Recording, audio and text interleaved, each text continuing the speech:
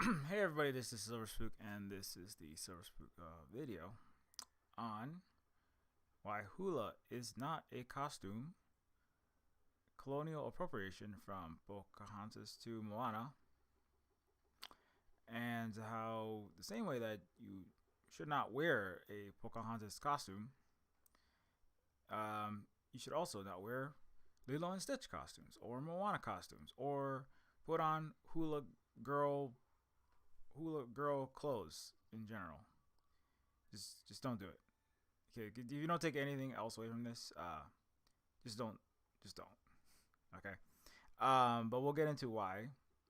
The reason why I decided to do this is because this was blowing up after a big, a big visibility suddenly occurred on this particular person, Halle Bailey, which I believe is the Little Mermaid Disney movie actress. I'm not up on all the recent movie trivia, but yeah. So this was a costume that Halle Bailey put on. So I can find that original one.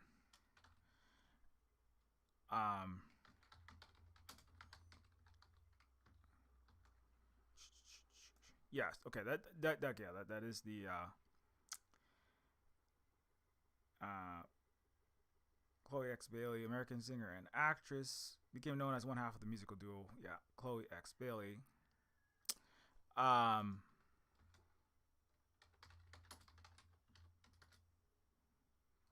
Yes. Okay. And is in the Little Mermaid. Okay, I'm getting that correct. Sorry, I'm just like double checking this stuff. Anyway, so you know, and I don't know very much about the actress slash singer. Like, so this is not this is not something to do with this is not like a personal attack on obviously this person or the Little Mermaid or something like that, or Halloween. If you want to do Halloween, we dress up for Halloween. But this is the original post for Lilo and Stitch this year, and also this is a mistake, or this is something that people might do. People wore Pocahontas costumes. People wore blackface. A lot of people still, some people still do.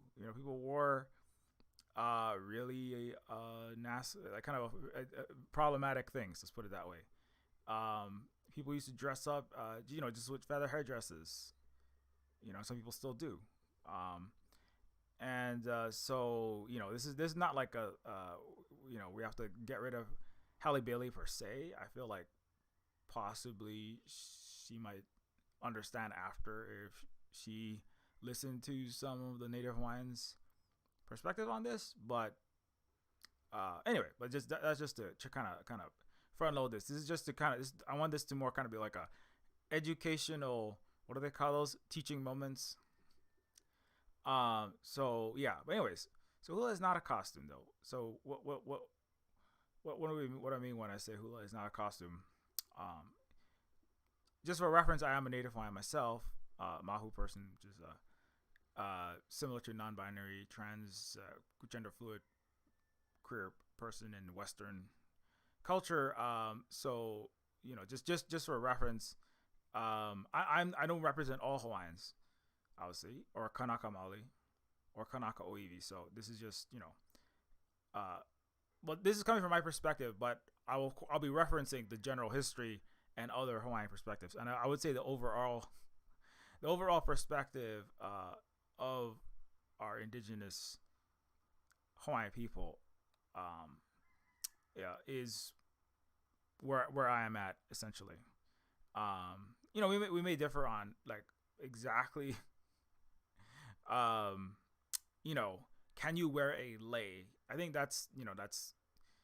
leis were given to people before colonization, and leis have been part of our culture.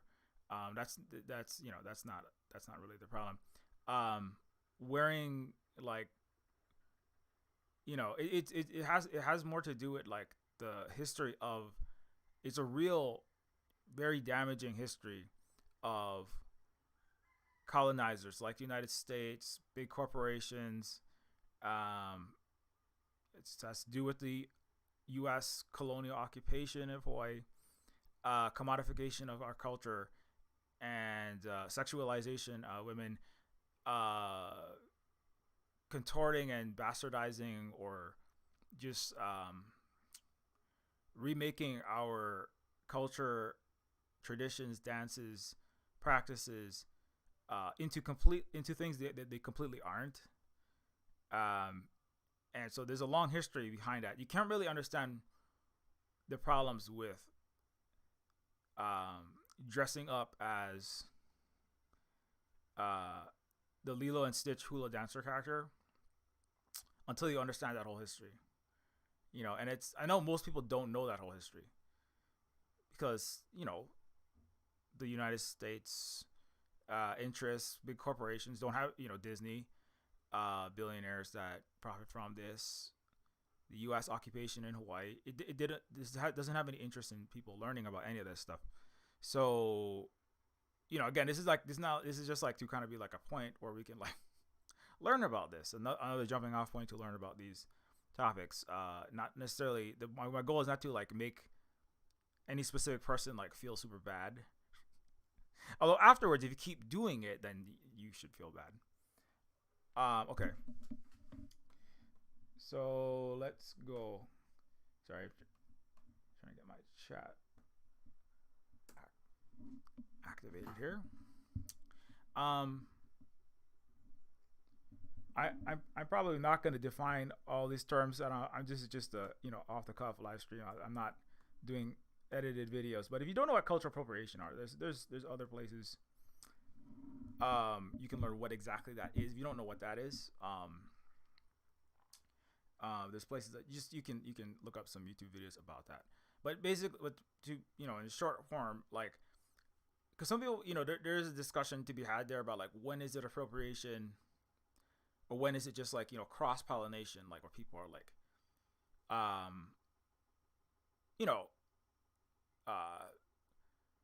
if somebody puts a cowboy hat on in Germany, right, is that appropriation? Versus like if if Halle Bailey puts on a hula skirt, or if Taylor Swift puts on a Pocahontas costume, or Taylor Swift puts on a Native American headdress, like Indian costume, right? What's the difference between Taylor Swift putting on, let me just, what is the difference between like, a American, Caucasian person putting on a Native American costume, right, versus like a Spanish person or a British person putting on a cowboy hat, right? Because you can say, well, that's American culture being appropriated by a British person, or a Japanese person appropriating American culture, versus and here's an article you can read if you want to learn more about history of Native Americans and how the appropriation of their culture is a problem that happens frequently at Halloween, at sport events. They've renamed entire sports teams, like the Kansas City one and Washington football team, right? Because of the problems to do with colonization, the history of colonization. But yeah, so why is this? Why is it appropriation? Let's just read a little bit. Every year I see white people and non-Native Americans host their Halloween costumes that are usually described as Indian princess, and this costume trend needs to die out already. You're not being cute imitating our war cries or performing a rain dance. You are being offensive.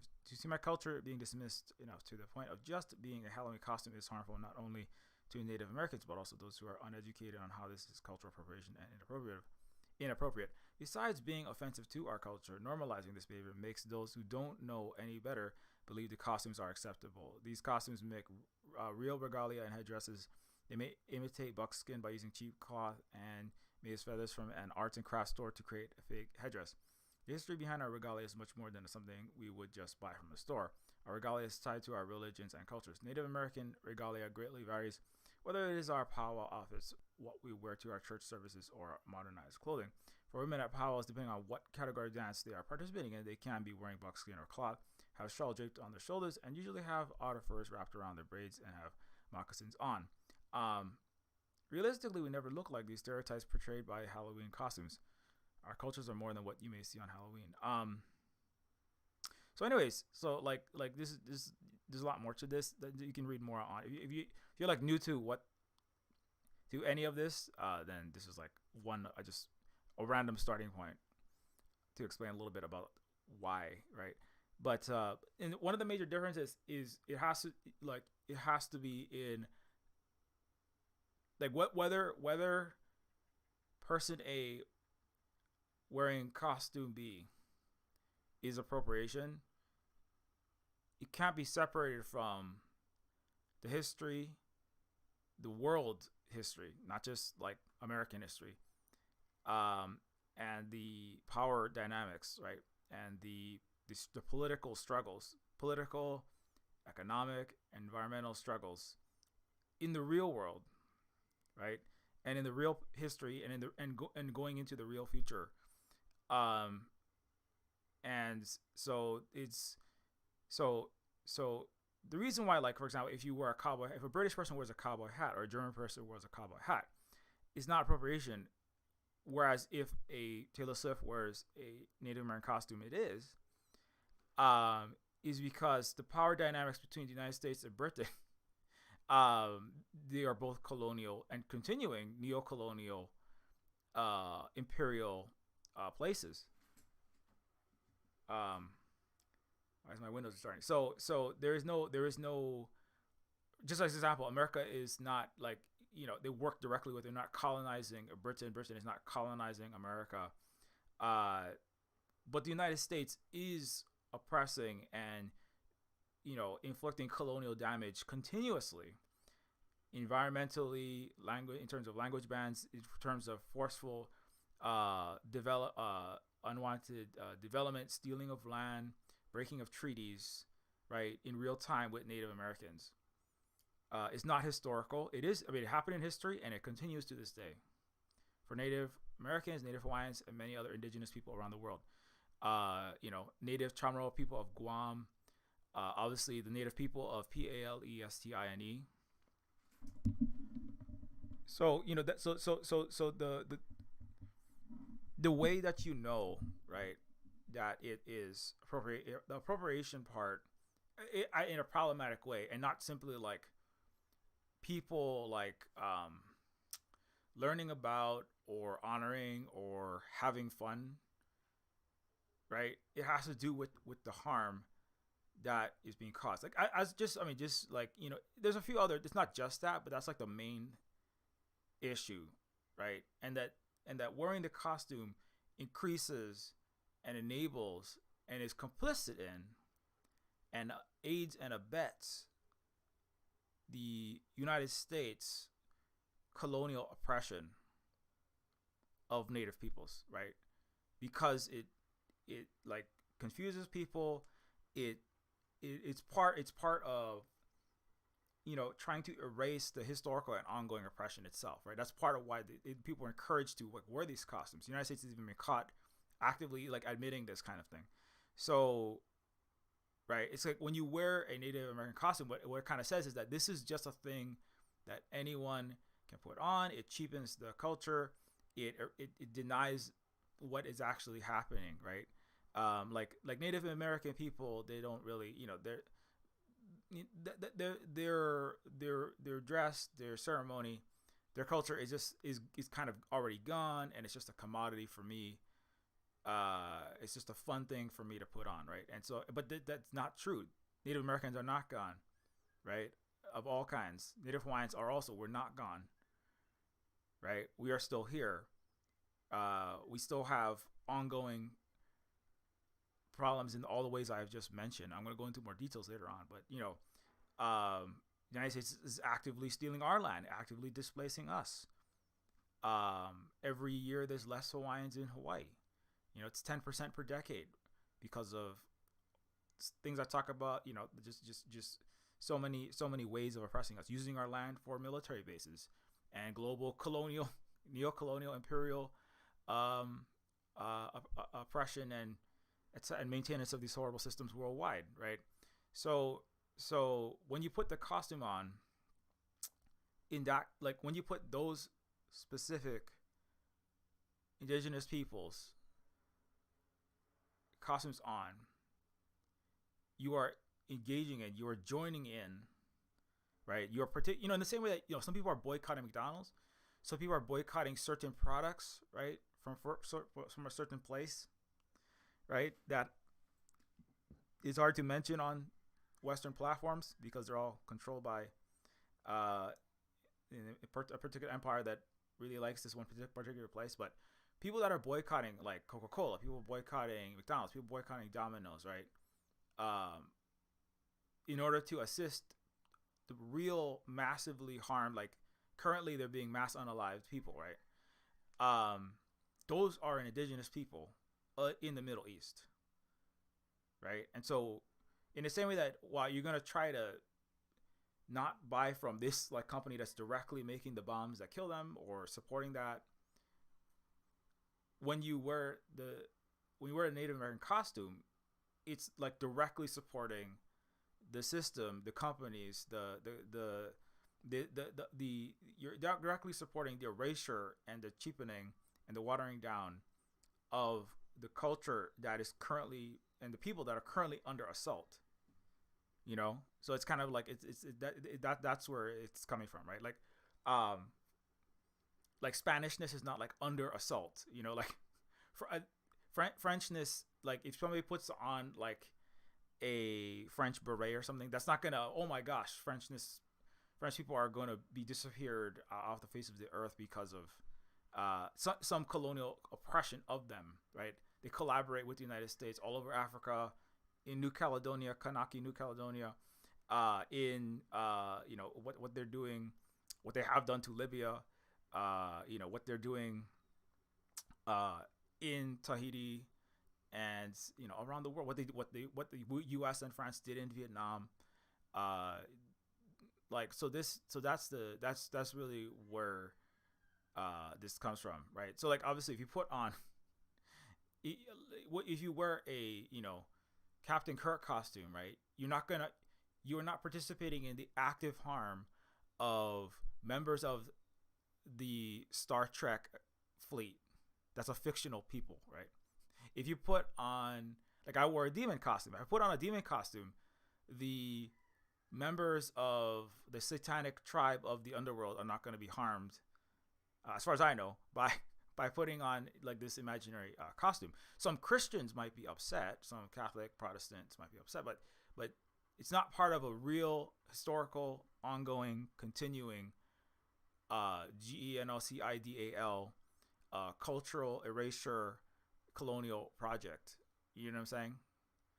If you put on a Jason mask, or if you put on a Mike Myers mask, you're not resulting in the deaths of young teen girls. You're putting on, doesn't have any real actual harm in the world, right? But if you put on a Native American costume, if you put on an Indian headdress, if you put on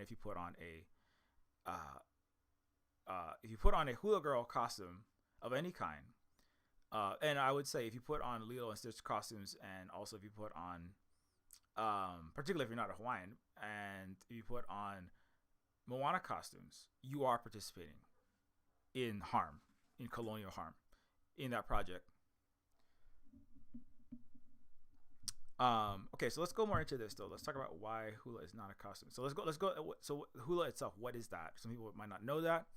I'll come to this one in a little bit. Let's just read some of this. Okay, so Hula is not a costume. This is an excerpt from Western Constructed Narratives of Hawaii, the Hula Girl, image by Megan Medeiros. Oh, before I forget, if you really want to read more about Hawaii specifically and dealing with colonial oppression in Hawaii from a Native daughter, is like just one of many books that can be checked out. I recommend.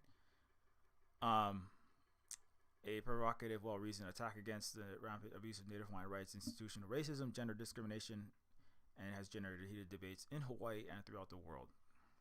You might recognize Haunanike trash from the "We Are Not American" speech. Okay, now let's look at this one. Also, if you want to learn more about this, Sakea is or at Evil Elf is Native Hawaiian. Kanaka Oivi is a Native Hawaiian person. Yeah, so you can follow them, I think. Okay. In the first decade of the 20th century, the sexualized hula girl rapidly emerged as the dominant symbol of Hawaiian culture abroad. Within a few years of the genesis of the Hawaiian hula girl image, it transformed into the Hapa Haole hula girl, a whitened version of a Hawaiian hula girl. And thus, despite the fact that those being photographed and filmed as a hula girl were often white women, it remained the dominant representation of Native Hawaiian women. Okay, let's zoom in a little bit. Hapa is just it literally means like half, but it refers to somebody that is part Hawaiian and part something else. In this case, part Hawaiian and part white. The images above show hula women presented in two contexts. The photograph on the left was taken in 1899, while the photo on the right was taken just over three decades later in 1925. The image from 1899 features three women dressed in traditional kapa skirts and adorned with lei po'o, and kupe'e neck garland, head and bracelet garlands. They are also surrounded by the customary hula instruments, uli uli, ipu, and pu'ili, a gourd rattle containing seeds with colored feathers at the top used for the hula uli uli, a dance drum made of two gourds sewed together, and a pair of bamboo rattles respectively. These three women have my mom has my mom has the uli uli, ipu, and pu'ili. We actually have them in our house right now as well. And so you can see the difference where the ipu is a large like gourd. It's a percussive instrument, made from the gourd that you kind of hit against the ground and you slap the side of it. It's a Hawaiian, passed down through the generations, a cultural instrument, and it's the style of hula, right, that was practiced before the colonial appropriative commodification, cheapening, and putting on the plastic lunchbox and selling it off, right? That the United States and corporations did to make tons of money, while also eliminating and banning Hawaiian language and culture. This is the thing, right? It's not like somebody was inspired by something that Hawaiians did, and then in a mutually beneficial way made something else that honored the Hawaiians. The United States occupation in Hawaii, the illegitimate U.S. government, it's even the United Nations has said it's a military occupation, like Israel in the watermelon place, right? So the United States banned Hawaiian language. Like my mom was beaten in school, like her hand was like shattered by like a rubber hose with a large metal spout at the end, right? So kids were being. This is the messed up part, right? Because like residential schools, boarding schools where Native Americans were beaten and sometimes killed to stop them speaking their language and practicing their culture. Hawaii, virtually every school in Hawaii was like that. Kids were beaten. Kids were punished for speaking their language, practicing their culture. Hula was illegal. But at the same time, the United States had white people, right, doing a fake version of hula, right, with like completely made up, not Hawaiian song. They're not the original Hawaiian songs, just like made up fake versions of hula. White people were allowed to say Hawaiian words as part of this fake Disney-fi. Disney was part of this, by the way. Like Disney has always been part of the U.S. global cultural colonial, imperial project, right? all the way back to Donald Duck, who was just a mascot for the U.S. Navy, the global U.S. military industrial complex. Um, and so white people could say Hawaiian words. White people could dance fake hula, but we could not practice our real hula. Right? My mom was beaten for saying Hawaiian words, and Taylor Swift's grandma could come to Hawaii as a white woman and say aloha and mahalo, say a few Hawaiian words, and then shake her hips a bit in a fake dance. Business guys, big capitalists in Waikiki made tons of money selling pineapple juice with hyper exploited, basically slave labor in Hawaii. Filipinos, Hawaiians, and other Pacific Islanders working like just like being treated like just basically like slaves, living in 5x5 foot boxes, being fed a bowl of rice a day to make the pineapple juice that was being sold in Waikiki for wealthy and middle class American men and women who could dance this hula, right, or pretend to badly dance this hula.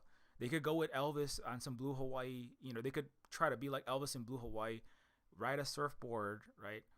While we could not speak our own language.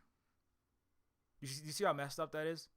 Right? It's like the Native American commodification.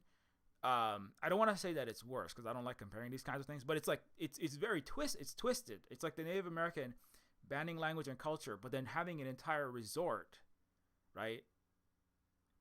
It's like having Native American land have like the number one destination for Americans in the 50s and 60s and 70s be like Native American land, right? It's like imagine like Blackfoot land, where Blackfoot can't speak their language, but white Americans can visit a hotel theme park where Blackfoot, or where white people can dance the Blackfoot dance, and everyone is coming there. Like everyone was coming to Hawaii, to Hawaii land, right? Like Westworld is basically a like thinly veiled, like it's not thinly veiled. Westworld is like a science fictional version where these robots are made to perform these,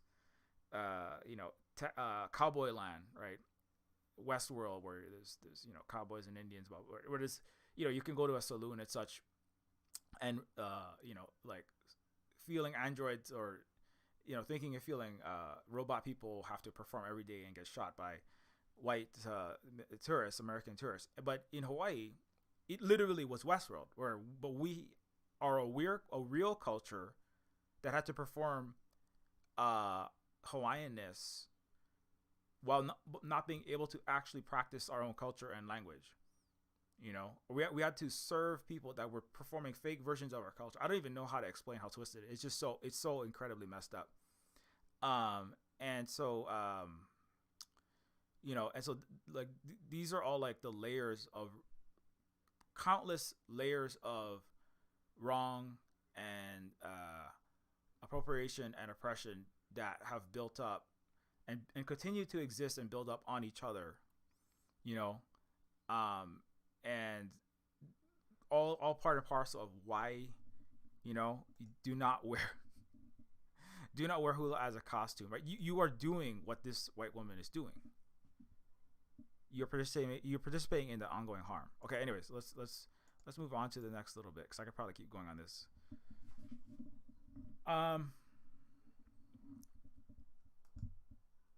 Okay, so serious expressions, the two of them are posed in a masculine dominance. Okay, so referring back to this original one, right? So there are three women on the left side, right? They have serious expressions. Two of them are posed in masculine dominant stances in which their hands are on their hips with their elbows out. It has been theorized as a male power signal in which an individual takes up a significant amount of space as to demonstrate physical superiority. The third woman is posed in a closed-off, arms crossed, and slouched posture. Although the three women do not appear to be wearing shirts, nudity is clearly not the focus of the photo. The serious, resolute composure of the women in the 1899 photo stands in striking contrast to the second photo from 1925. The second photo features a fair-skinned Halle Hula girl posed for a postcard in 1925. In contrast to the 1899 picture, this woman is laughing and has an inviting demeanor. The instrument she is holding is a ukulele, which is peculiar considering that hula dancers do not use this instrument for hula. Rather, the singer or band accompanying the hula girl did. Also, the raffia skirt used here is not Hawaiian. It is clearly intended to draw attention to her body curves and bare thigh. The evolution of the hula girl, evidently displayed through the comparison of these early images, exemplifies the sexualization of Hawaiian women and cultural misappropriation experienced by Hawaiian culture in the decades following annexation. The sexualization of Hawaiian women was not limited to postcards and images. One study counted 66 films made in or about Hawaii between 1898 and 1939. These films portrayed hypersexualized Native women as an integral part of the archipelago's exotic landscape. Curiously, the portrayal of islands as feminine and the sexualization of island women is not unique to the Western narrative of Hawaii. Mainland groups tend to label islands as exotic, mystical, and mysterious, all of which are feminine descriptors.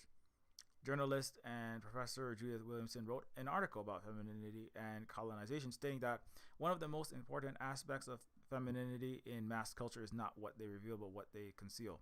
If woman means home, love, and sex, what woman does not mean in general currency is work, class, and politics. In the same way, when film and media primarily portrayed sexualized Hawaiian women as the primary representation of Hawaii, it had the adverse effect of also feminizing the Hawaiian Islands in the popular imagination. The feminine portrayal of the archipelago in turn contributed to the dominant Western perception of the Hawaiian people as weak and primitive. The demonization of the practice of hula began with Christian missionaries to Hawaii who lacked cultural understanding of hula and viewed it as provocative and sensual. Missionaries influenced the Hawaiian government's decision to restrict hula with the Civil Code 1859 under the mistaken impression that hula was sensual and promiscuous. Hawaiian scholar and professor Noinoe Silva quoted the Pacific Commercial Advertiser by saying that these assemblages out of town as well as in town become hotbeds of sensuality and licentiousness, and when they become the resort of idle and vicious, all law and religion must oppose them as productive of evil. It was not until 1870 that the license restriction was revoked, but the demonizing of hula in the press continued as late as 1918.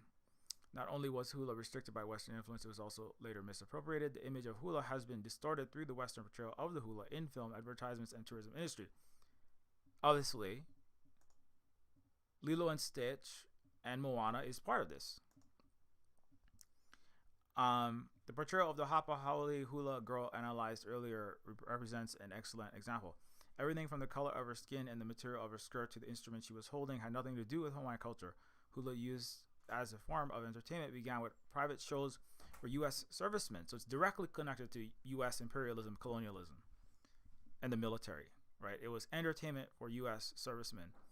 And in the Pacific and Asia Pacific region, Hawaii is not the only place where sexualized women and sexualized dance and entertainment for servicemen has been a problem. It's everywhere in Asia Pacific, from comfort women, what the U.S. did in Korea, the way women are treated in Vietnam, even in the so-called anti-war Apocalypse Now, right? They talk about Me Love You a Long Time, or was it Full Metal Jacket? I mean, both of those movies, right?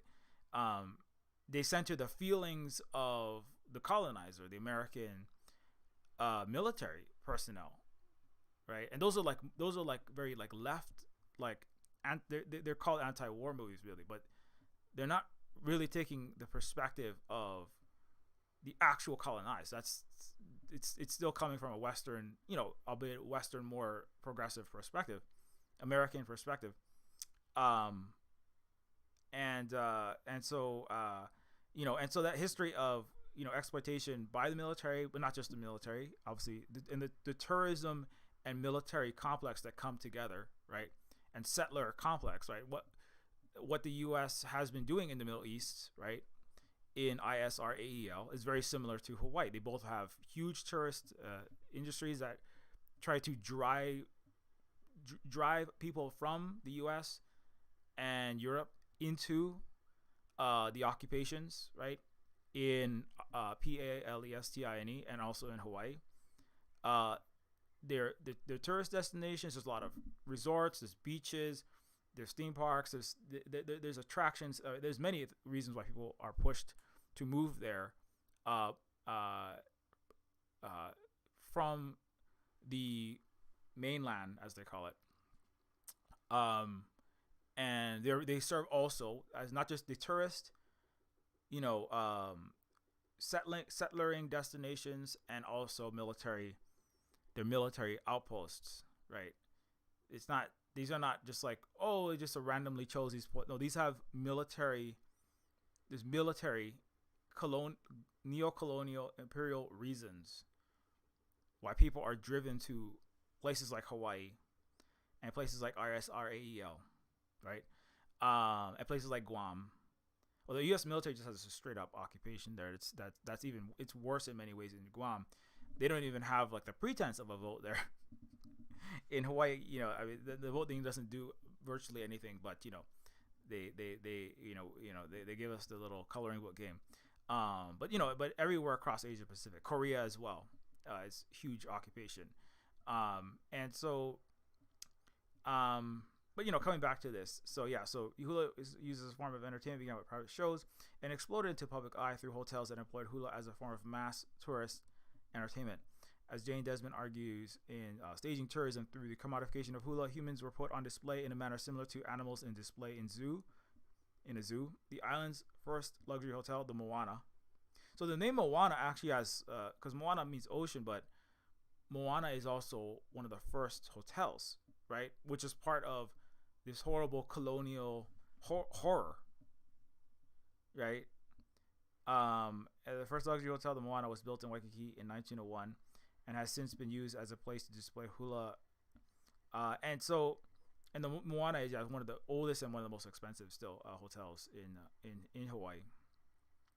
And so that's just some of the history about this. This is what has happened in Hawaii. This is like, this is why you should not be wearing hula. Like this form of hula that you are seeing is not even the real Hawaiian hula. It is the distorted, sexualized, right? Again, it's a difference. Part of it is the difference between, the left and right, right?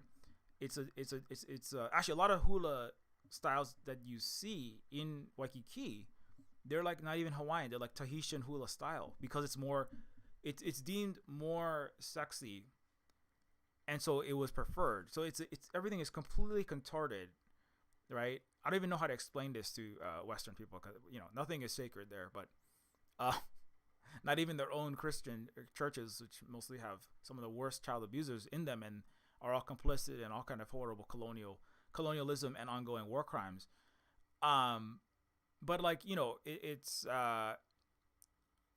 the version of hula that Lilo and Stitch is based on is itself, right? The 1960s hula you can see at Waikiki was already a cultural bastardization, a cultural disgrace. It was a humiliation, right? It was a humiliation. It's a fake constructed corporate appropriative product that Americans and other Japanese, which is a dual colonizer in the Pacific, and Europeans have been buying, right? You have been in the same way that like it'd be like buying Sabra products, right? But in many ways worse, right? Everyone who has been coming to Hawaii, you have been buying cultural colonial products this whole time. Everyone who watches Lilo and Stitch and Moana, I'm sorry, but you have been watching colonial products that don't benefit Native Hawaiians. It really doesn't. In the long, people will say, "Oh, it's representation." I have a whole thread about that. I kind of come to that, but and so what the Halle Bailey is wearing is itself just another iteration of a long, decades and decades long, over a century long Hawaiian culture and people eradication. So that's why this costume specifically, not costumes in general, right? Not a Star Trek Federation costume. You can dress up as Qui-Gon Jinn, although there's Orientalism problems in Star Wars, but dressing up as like a just dressing up as just some random elf, That's not the same as dressing up as a Native American, with an Indian headdress or whatever, or as a Hawaiian hula girl.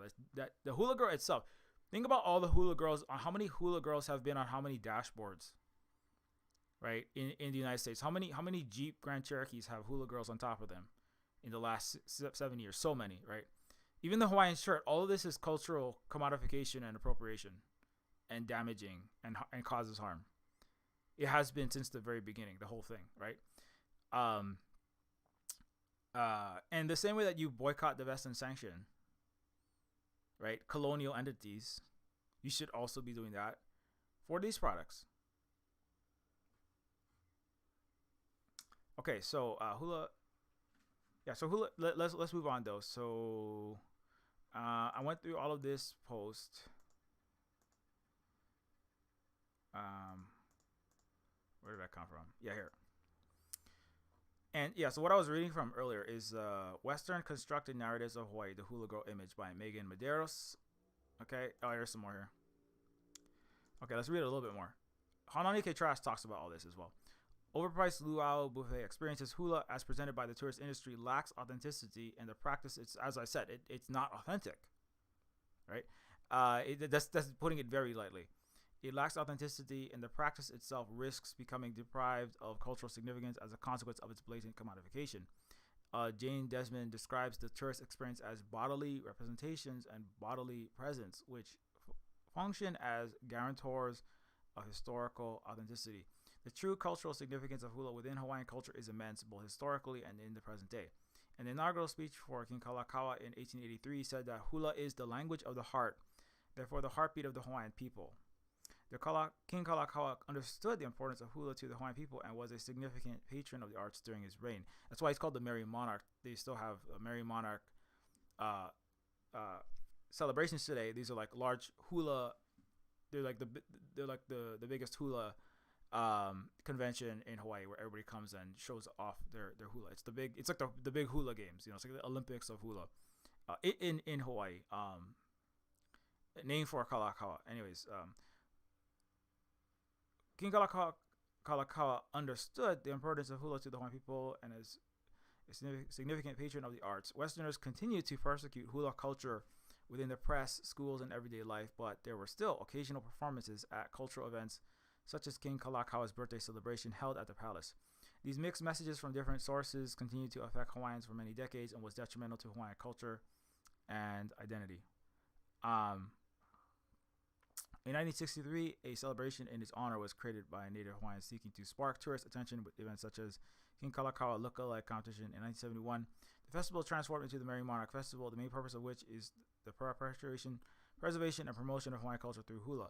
Groups and individuals trained for the festival using culturally accurate attire, instruments, music, and tradition to compete in the world-renowned Hula Festival in Hilo, Hawaii. That's on the island. We are on that island, by the way.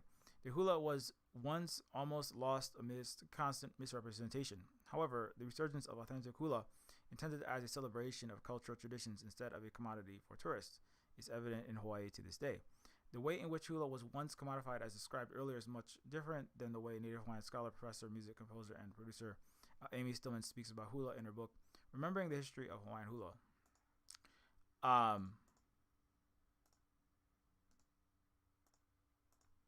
The Hawaiian hula is inherently a site of cultural memory, not only in the performance, but in the entirety of its practices of archiving knowledge of the past. To dance is not merely folkloric custom or invented tradition, but a statement about knowledge and representations of the form itself. Island places are defined by the states of embodiment and felt relations. For Native Hawaiian, practicing hula can be a deep and meaningful tradition. Hula is a cultural dance that showcases an artistic extension of an intrinsic feeling of connectedness. This deeply rooted connection can be linked to different things. For different practitioners, to many it is a connection to history and heritage, to some a connection to nature. For others, it is a means to commune with the gods. It was this intimate cultural connection that was almost lost and replaced with visually appealing, artificial, and culturally insignificant centralized movements designed for the enjoyment of tourists. The hula itself did not disappear, in part due to its popularity in hotel performances, movies, and photographs. However, its authenticity was diminished by imported Western conceptions to the point that its cultural significance was nearly lost. Despite recent cultural resurgence of authentic Hawaiian hula since the 1960s, commodified Western conception of the tradition still survives, and its destructive influence remains a threat. So again, the commodified Western conception of the hula tradition, like I said, right? It still survives, and its destructive influence remains a threat. So this is like an academic source that you can cite that specifically points out why, in that sense, right? In academic ease, why you should not be wearing this, because it is literally a continued threat. It's a known continued threat to the survival of Kanaka Maoli Native Hawaiian culture and people. It was a weapon of genocide, right? Cultural genocide. It was a weapon to wipe out. It was a product, right? But it was not just these products that people consume. These are not just, in the same way that what people realize now, right?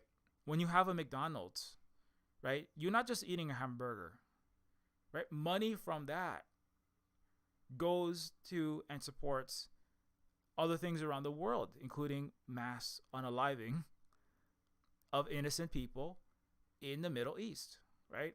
I mean, that's not the best. It's not the most direct example, but right. But in the same way, like when you think you're just watching a dance, you think you're just watching a Lilo and Stitch, you think you're just looking at somebody's cute Halloween costume, but that is part of a historical, global, cultural.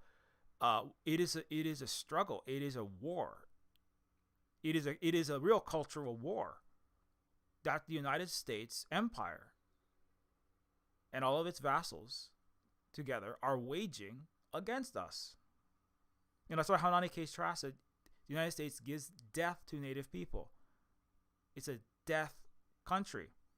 It gives death to people, right? That's why people are not going to vote for two genocidal candidates. Many people are not going to do that because the United States is giving death, like very directly death to them. But it also gives death to, the United States gives death to Hawaiian culture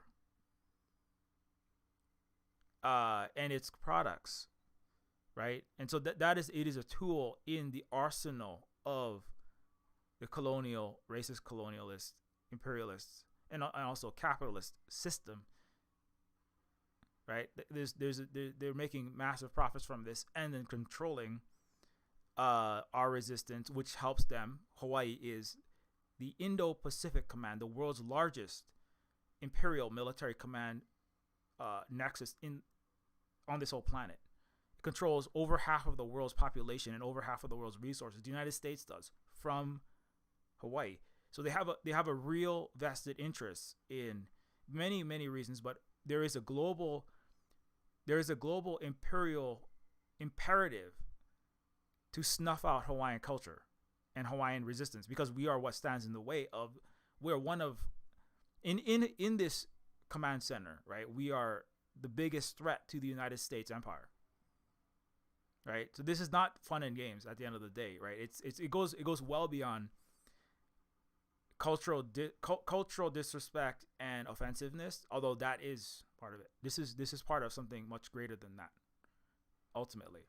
I mean, it is a big problem in that way, but it also serves a greater colonial interest. It ultimately serves, when you put these costumes on, right? You are serving what is ultimately going to give death to all of the earth, all living things, right? All the inhabitability of the earth is jeopardized by the imperial capitalist system that is destroying the environment, that is destroying the inhabitability of the earth, all species, but definitely the human species itself. U.S. military is the number one emitter. Like it just the aircraft. I was just reading an article. Just the aircraft and of the C-17s and the B-52s. It consumes as much carbon. Just moving the vehicles around in the U.S. military Not the costs of all the personnel, even the weapons themselves. Just moving the vehicles around is as much carbon emissions as 140 countries. The United States military. That's how huge it is, and which is to control the entire planet. So anyway, so that's like a wider perspective about on this. But let's come back to this.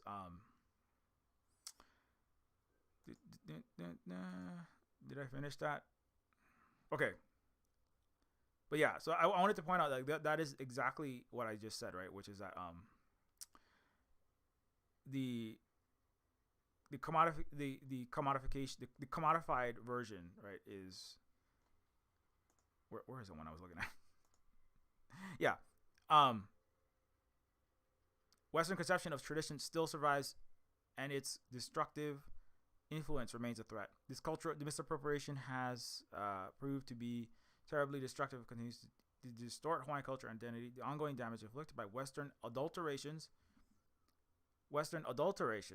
of Hula is significant because Hula is so much more than mere entertainment. Hula is a central pillar of Hawaiian culture. The creation of the Hula girl emerged due to cultural and ideological misunderstandings, which in turn led to hypersexualization of Hawaiian women. This hypersexualized caricature of Hawaiian women was then relentlessly marketed at both Native Hawaiians and the world at large through the tourist industry and a dazzling array of media outlets. Consequently, the Hula girl, is that it? Let's see.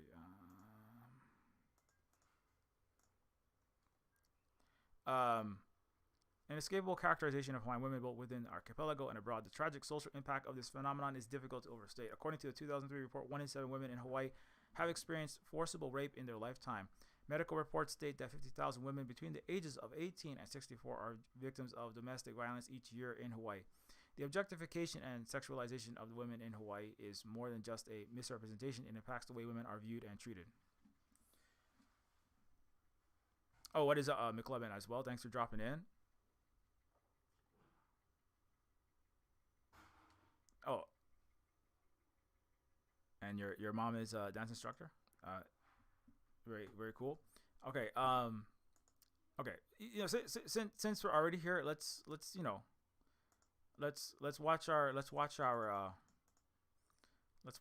Hanane K. Trask speech as well. Actually, Hanane K. Trask in the "We Are Not American" speech.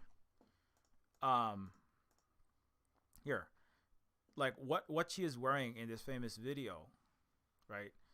She's also the author of From a Native Daughter that I pointed out earlier. What she is wearing here is part of the traditional hula attire, right? There actually are more the traditional Hawaiian hula actually has more masculine stance. It has more powerful moves. It's not a sexual. It is not a. Well, I would just say the Western conception of femininity, which is to be weak, which is to be subservient, which is to be only for male gaze sexualization. The original Hawaiian hula actually had more masculine stances. It doesn't. It honors nature. It honors our beliefs and our gods and volcanoes. Like there's hula for Pele. Many of these hulas were restricted, or kapu. They were only done for nature. They were not even done for audiences at all. There's a hula that is specifically, it's like a prayer to the volcano goddess as a respect to the volcano, which created the islands and also gives life, but also can take it away through its multi-thousand degree molten rock. And so Hanane K. Trask's speech, that is actually what Hawaiian women are actually like. You don't see that though in Waikiki. You don't see strong, empowered women, right, that are standing up for what is right politically, historically, right, in a well researched, well educated, knowledgeable, like correct rage, a justified anger, right? That's actually like, but you never see that in Waikiki. That's part of the cultural erasure, which is the role that women have played, right? The role that wahine in Hawaiian culture, in our Hawaiian culture, is like Hanane K. Trask. Like all the Hawaiian women that I actually know, like they are actually more in control, right? Not like in a bad way, but like they make decisions and they point out and they say what is wrong in the community, in the household, right? In the space. The men follow the women's lead. Why? Especially in these matters of like the community, because like they are tuned to they are more attuned to what is happening in the family with the children, you know, with the misdeeds going on, and they speak up for those misdeeds, right? So Hanani Ke Trash is the actual Hawaiian culture that you never will get that ever. The United States has done everything. The Western colonial patriarchal racist system has done everything to try to erase actual Hawaiian women's gender role and put place in the culture. That's part of why patriarchal colonial capitalist systems, right? They feared Hawaiian culture. They feared all native, most indigenous cultures, right? Certainly in Americas, because you know they had very powerful women that called out the selfish, greedy, usually men, right, that were harming the community. I mean, whether that's sexually, exploiting them for community members for profit, starting risky wars, starting risky violences, right, for their own personal aggrandizement, right? And so the Hawaiian culture, like, the women were always expected to be in charge so that the men don't get out of hand. You know, that's, I remember even in my own like households and all the Hawaiian households I've been around, that's how it was. And it was like understood that like it could get out of hand if, you know, if the men were allowed to domineer over women, control their bodies, reverse that pecking order, it could become a very damaging, and that's some of what has happened in Hawaii. And so Hanani Ke Trash was like speaking back against her speaking back against the crimes of the United States, which did ban Hawaiian language, which did overthrow our country, which did steal our land and destroyed our universal health care, destroyed our ability to keep our 98% literacy rate, the highest in the world, which did illegally occupy Hawaii and has continued to occupy Hawaii to this day, right? And it did beat the language out of children. It did you take the hula clothes and put it in the closet, right? Take the actual hula instruments and break them. The United States, which banned Hawaiian hula and then made a fake version and sold it to tourists and made money for Disney, right? All of that is true, and it also put and it sexualized the way. And part of destroying Hawaiian culture was, right, projecting the Western forced subservient, right, domestic home slave of the man that mirrors the greater culture.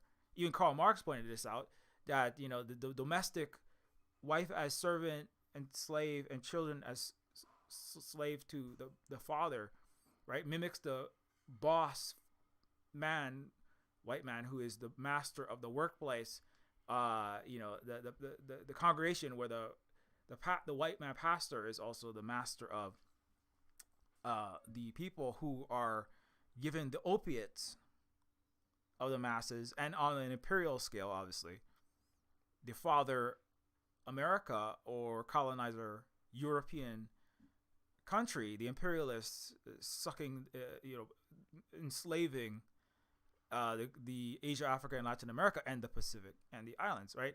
And so putting the women back into taking Hawaiian women and erasing their gender, their role in the society as part of a balance, right? It was also part of destroying Hawaiian culture, right? Because it's kind of like in many indigenous cultures is similar. Because if you did not eradicate that role, right, the women would continue to speak up, and the capacity.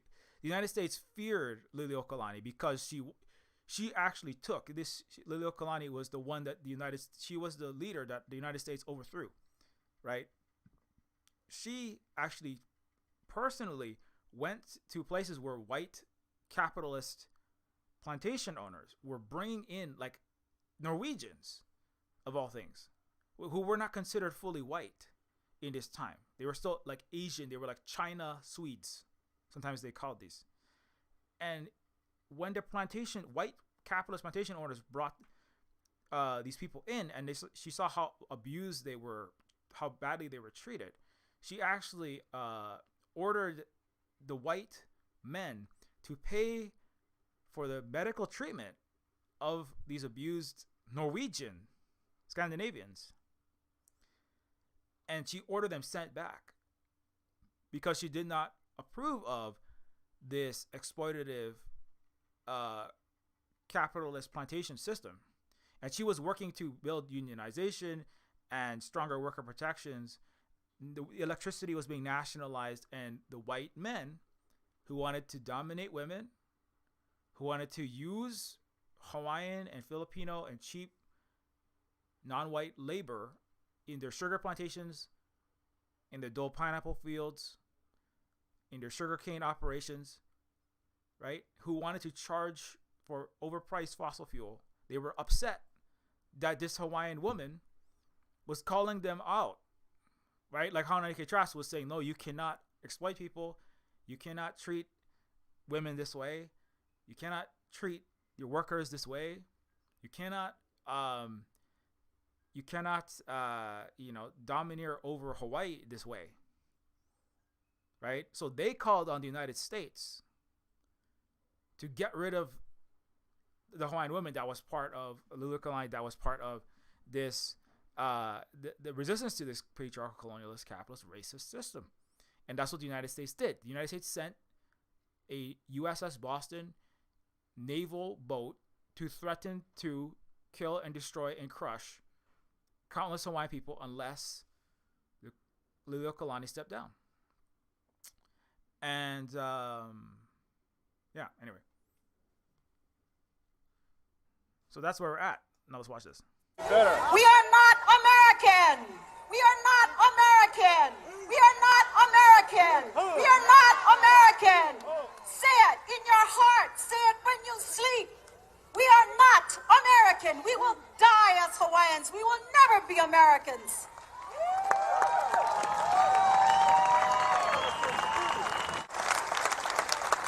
The Americans, my people, are our enemies. And you must understand that. They are our enemies. They took our land. They imprisoned our queen. They banned our language. They forcibly made us a colony of the United States. America always says they are democratic. Lies! That is a lie! They have never been democratic with Native people. They have never been democratic with Indians. They have never been democratic with Hawaiians.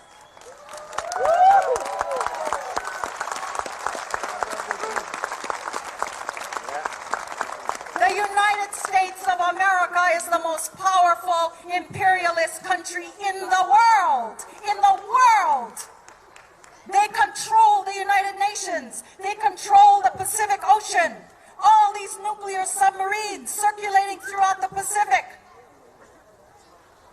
The United States of America is a death country. It gives death to Native people. And the only way to fight the United States of America is to be political. Coup-e! Coup-e! Coup-e! Coup-e! Coup-e! Fight! Fight! Fight! Anyway, so like that energy, that is what Hula is actually like. So if you've ever been to Hawaii, you've ever been to Waikiki, you ever been to Disney Aulani, you ever been to the Grand Wailea on Maui, you ever been to the Turtle Bay Resort, you ever been to the Polynesian Cultural Center, which is just a Pacific Islander zoo owned by rich white Mormons. If you ever been to Hawaii and you haven't seen that energy, then you haven't been to Hawaii. You've been to a corporate colonizer Disneyland that profits off of fake versions of our stolen culture. You don't know anything about Hawaii. And so this is also why we say, please do not visit Hawaii. Because when you visit Hawaii, right, the only kind of tourism that they do is this kind of tourism.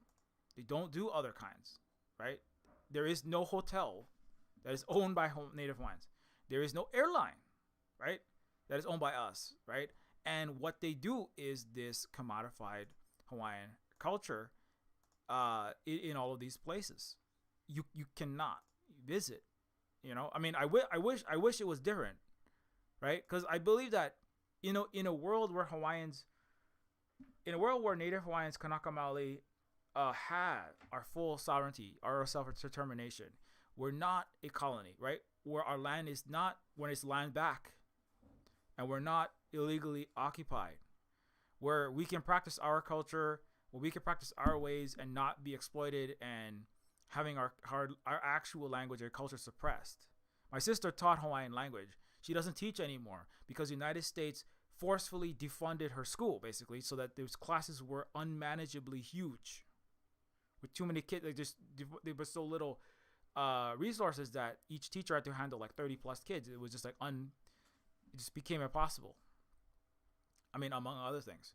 Why did they do that? Because my sister taught Hawaiian culture, Hawaiian immersion school that taught in the Hawaiian language. So the United States is still the United States doesn't have a formal ban on Hawaiian language now. It lifted in 1986, but the United States is still trying to crush Hawaiian culture quietly, in the same way that ISRAEL tries to crush PALSTINE at people in the watermelon place, right? But less direct murder and destruction, but it's the same project. So that's and so when you wear a Lilo and Stitch costume, that's a part of this as well.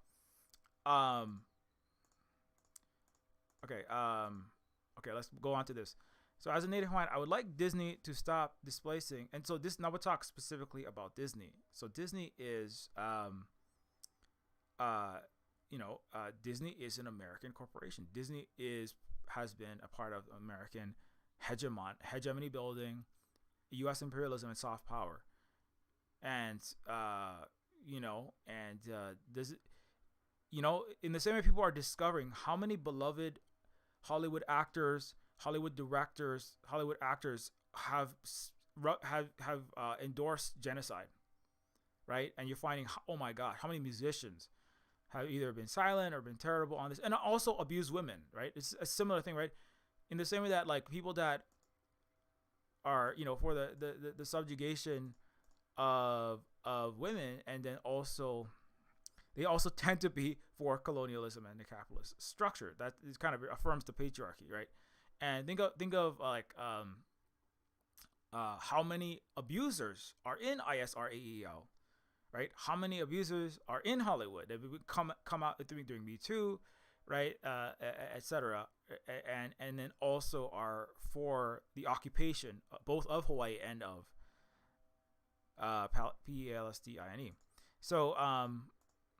So Disney is obviously this is also on the BDS list, by the way. Disney itself, right? Because how deeply embedded, how many people at Disney are ZIONIST, and how deeply complicit they are in so many ways. Anyways, as a Native Hawaiian, I would like Disney to stop. I made this about a year ago when they were casting Moana, but as a Native Hawaiian, I'd like Disney to stop displacing us homeless Hawaiians with a $144 million resort for rich foreigners, Disney Aulani, in collaboration with the illegal U.S. occupation that is poisoning our water. And and there was also colorism, but the main thing for us as in Hawaii is okay. Let me go back. So that was the Moana, and let me see if I can get more. I think I might have had a thing on Disney. Let me see if I can find that.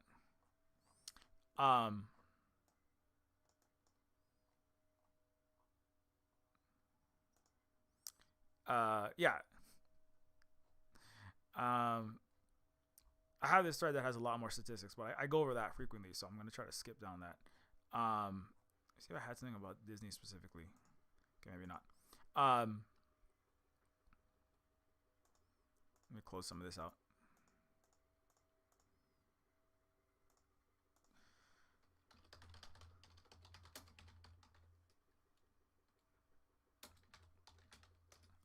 If you want to know more about, like, yeah, so Disney Aulani, the resort, trying to find the resort. Oh yeah, so when Moana 2 was announced, Dwayne Johnson, right, who was in Moana 2, who's gonna be in Moana 2, he also profited from suffering in Lahaina. Millions of dollars was donated with that Dwayne Johnson and Oprah Winfrey, right, were supposed to be raising money, but a lot of the money, they just disappeared. It never showed up to help Hawaiians. It went to some wealthy corporate persons, to Dwayne Johnson himself. We didn't see it after the Lahaina fires, right? And so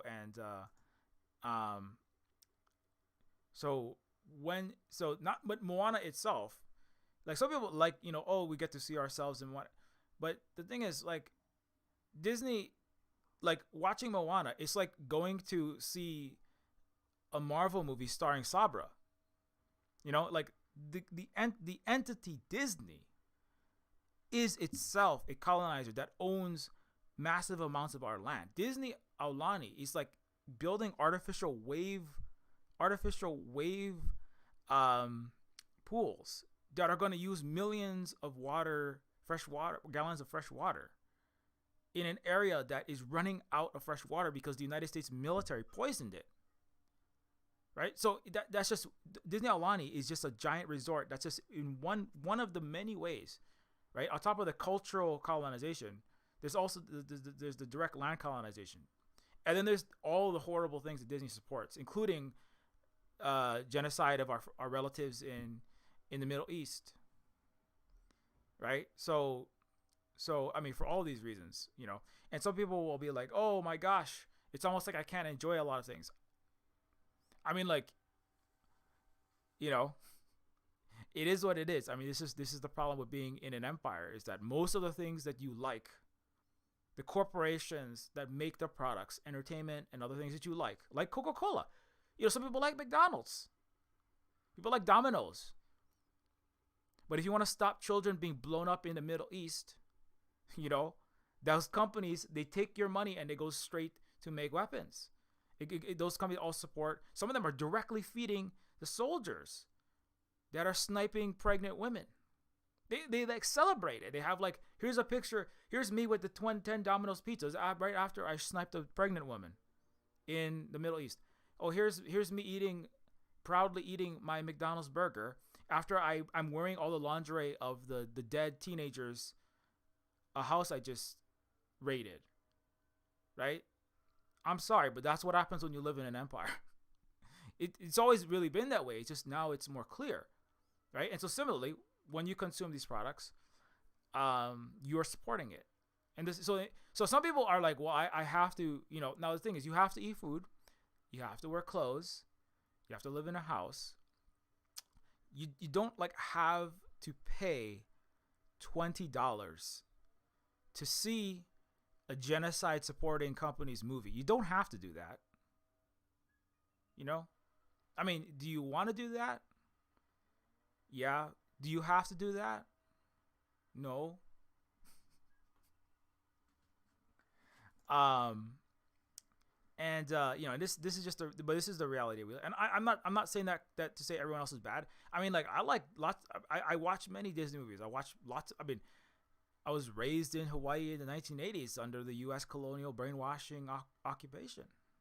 So, I mean, I have nostalgia for lots of these things too. I mean, I watched the Star Wars. Well, Star Wars wasn't owned by Disney at one point, but I'm like, I watched a lot of Star Wars. I watched all the American pop cultural stuff, and I'm just as, like, I'm not happy that this stuff is all being revealed to be what it is either, right? But it is what it is, and so, I mean, just that's on a whole other level. That's where just like Disney as a company altogether, it's horrible. Lilo and Stitch. The thing is, when Lilo and Stitch came out, that was when Disney had a plan. I'll see if I can find that one. Maybe it's in this one. Disney had a plan when it was released. When Lilo and Stitch was released, Disney already had a plan in the works to build a resort on stolen Hawaiian land for wealthy foreigners. right? It was already planning Disney Online. I was actually in the room with Disney Online talks when one of the Disney Online people came to Hawaii. I was in one of the talks. They make you sign all these NDAs and stuff because they don't want anyone to learn about all the horrible crimes they're going to commit. So Disney's resorts, right? These are some of the consequences of Disney's resorts.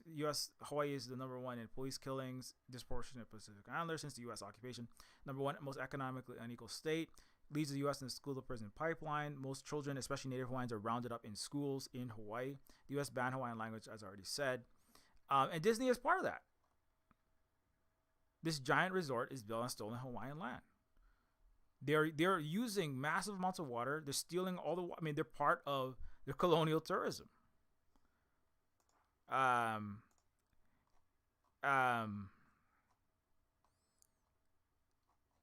See, see if I can find more on this. I had a Disney. I had a Disney thread at one point, but I lost it. So. Also, what's up, Grant? So I feel like I've talked about this, said what I need to say about specifically the Hula. But yeah, if anybody has any specific question about Hula, because again, this is more like I want this to be like an educational thing. It's not like Halle Bailey is like a bad person per se. A lot of people don't know this stuff. A lot of people don't know this stuff, or some people know this stuff and then they choose to they know these and they choose to keep on doing cultural appropriation and participating in the cultural erasure and commodification and ultimately cultural genocide, and that sucks. But some people don't know this, so we should learn this. In the same way that people like don't wear Pocahontas costumes anymore, right? And you don't hear people say, oh, man, I need to wear a Pocahontas costume. Oh, man, I need to wear a Native American's culture as my costume and put on a headdress. You don't need to do that. People don't, like, when you first stop doing it, maybe it'll be rough. But people survive, People survive not wearing Native people's culture as a costume, from Spirit Halloween, right? That's what the Hula girl is like that, right? It's like, if you think of it, right? It's like it's the actual Hula girl on the left versus the Western American sexualized commodified fake Hula girl on the right, right? Like, look at this girl's pose.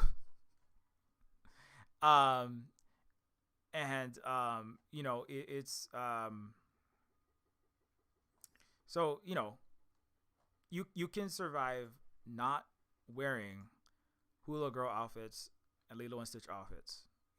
Like, if you want to honor Hawaiian culture and you want to help Native Hawaiians, don't put on the grass head. Don't put on the green headpiece. Don't put on the tea leaf skirt. Don't put that on. You can directly support Native Hawaiians like myself in the ongoing trying to educate people and do activism and work and make video games that also are part of that. Or other organizations like Moana or other like Native Hawaiian entities. You can do that. You can share this information and education with all the people. Like, don't have a Hawaiian themed luau. It's not what a luau is either. This is the problem with Hawaii stuff. What you think when you say I'm having a Hawaiian, like, I have so many threads, right? I could go through all of them. If anybody has a question, feel free to throw it in the chat. Like, if it's not a disingenuous one, I'll probably look at it. But let's look at okay, other things people don't realize about Hawaii. Okay, that they call it Hawaiian, but it's not really Hawaiian. Okay, Hawaiian pizza is not Hawaiian, but a colonizer's invention to make tons of money in collaboration with Dole, who helped overthrow a sovereign country, resulting in genocide of Hawaiians, banning our language, culture, etc. and neither is Hawaiian spaghetti, which apparently the British were making this, which is interesting. I'm not sure what that is. Ham, pineapple, a bit of cheese, and noodles. It looks like negative 1.5 stars. But yeah, so the canned pineapple. Going back to the colonial time, Hawaiian canned pineapple was produced by the man himself, Dole, who actually overthrew was the first governor and directly overthrew when he was involved in the overthrowing of Hawaii. So when you hear Dole pineapple, if you haven't heard this before, Dole, the company is horrible. It still engages. It backed the Marcos dictatorship in the Philippines. It participated with the United States overthrowing Hawaii. Lanai, Larry Ellison, one of the richest people in the world. Before Larry Ellison, it was owned by Dole, and that whole island was basically a slave plantation with extremely hyper oppressed Filipino and other basically slave labor farming his pineapples, right? That was served in Hawaii, and that was served around the world. And so Hawaiian pizza is not even Hawaiian. It was created in Canada by Sam Panopoulos, who used pineapples from Hawaiian Canned Pineapple Co. HCPC is a brand of now Dole Foods Corporation, a company founded by James Dole, cousin of Sanford Dole, a wealthy oligarch who collaborated with the U.S. military to steal our country. So going back to the history, this is Dole himself right there. During the coup of Hawaii, the destruction of our Hawaiian sovereign country, or illegal occupation by the United States, to make tons of money selling his plantation slave labor pineapples. Dole was at the time governor of Hawaii, having been president of the apartheid-like government that deposed Liliuokalani. James Dole came in 1901 and became a successful pineapple land baron after a series of sweetheart deals over the entire island of Lanai. Pineapples not at all native to Hawaii were instilled in the world as Hawaiian by Dole's global marketing, which was part of, right, all this. We're talking about hula, right? So the hula dancing was part of the sexualized Hawaiian getaway, and the pineapples is near slave labor grown pineapples while he and his cousin helped suppress Hawaiian language and culture. So again, as I said, the actual Hawaiian language and culture is being suppressed. The sexualized hula girls are being promoted. The pineapple juice was the culinary product, the food, the drink and the foods. Pineapples and pineapple juice was being promoted, and they were synonymous with the tropics. It's all about instilling this idea of Hawaii, pineapples, hula girls. All that is fake. The pineapple is from somewhere in Central South America. It's an indigenous American, indigenous person created food in the Americas. It's nothing to do with Hawaii. Like United Fruit Company, all these horrible colonial entities in Central and South America, that was who Dole was in Hawaii. They massacred people in Hawaii. These white oligarchs that came to Hawaii, they massacred people in this island when they rose up against these atrocious conditions, living in like tiny little tenements, right?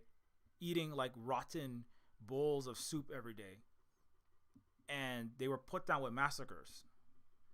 So it was slave conditions in the 20th century in Hawaii. And when you bought your pineapple juice in Waikiki, like the hula girl, you were part of that. When you come to Waikiki, the thing is, they still, actually in Hawaii, they were still beating, and they probably still are. But the latest evidence is from at least the Naughties. They were still treating like immigrant labor like slaves on Maui. They kept them. They couldn't move. They were like chained into their own. They were like stuck in their these little shacks, and then they were made to work on the pineapple plantations. They were like beaten, kicked, punched, threatened all day in the 2000s. So when you have Dole pineapples, when you have any pineapples like really coming out of the Pacific, certainly, it's all made with the most horrendous oppressed labor. And they sold this as tropical, getaways. And Hawaii, before the U.S. occupation, Hawaii did not live in huts. We actually were deindustrialized by the United States. We already had electricity, mass transit, railroads, and the Alani Palace had electricity before the White House. Just as another fun fact, the ads depicted sexualized Hawaiian women spread the idea that brown people make great servants. So this idea of Filipinos love to serve. Brown people are your sex slave, and they're just going to be great in-house maids, right? These brown people are perfect child care workers. They are in home care workers, so your elderly parents. You know, you can just take all these islanders you want, take all the brown people you want, bring them in, right? You know, a brown slave in every American home. I mean, New Yorkers like celebrated having slaves, Filipino slaves, like in the 20 teens. Like there's an article written by a New Yorker in a magazine there that was like after she died, the New Yorker admitted, "Oh, we loved our Filipino slave." He called it that, as he called her that, Filipino slave, in the 20 teens. So, but this is part of a normalization of this idea that these brown people, they just love to serve. It's a tropical getaway. It's the best time ever. While we have our pineapple juice, right? Who is making the pineapple juice? Dolan U.S. back barons, hyper-exploited non-white workforces on the plantations, living in barracks of 5 men, starting packed into 10 square feet. The servants did grueling labor for negligible pay. Right? From the moment they began arriving en masse to work in Hawaii's 45 sugar plantations, Filipinos were subject to both grueling labor for negligible pay and intense discrimination. 10-hour days where they carried 75-pound bundles of cane and that left raw, infected patches on their necks, living in barracks on the plantation. 5 men sharing only 10 square feet. Okay, so 10 feet square. How big is that, right? So that's not, that's tiny. That's less than 5. What is that, like 3?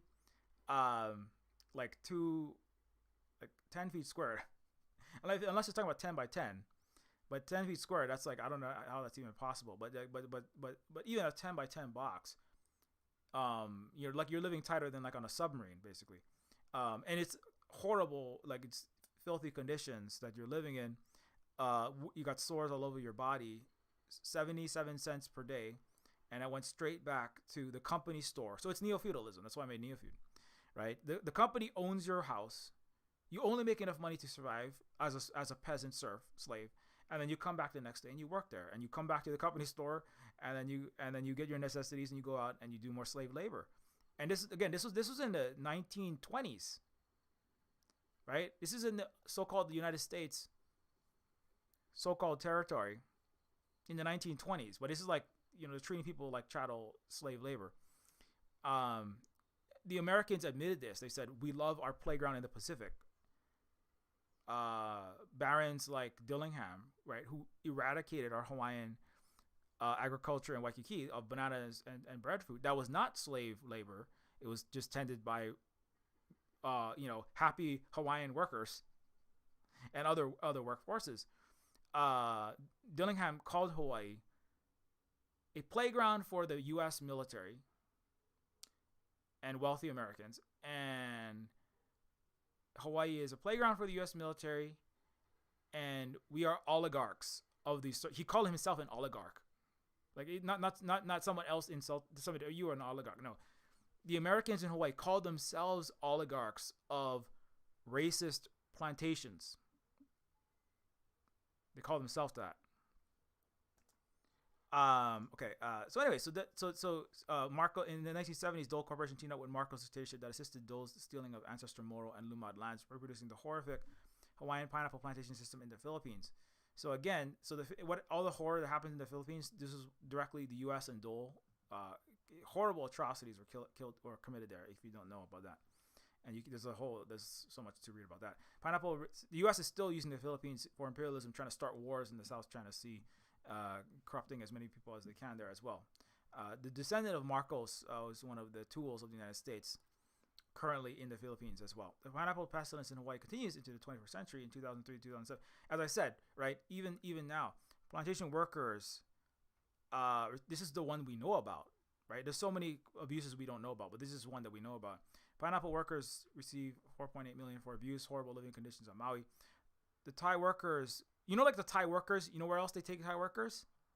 ISRAEL, right?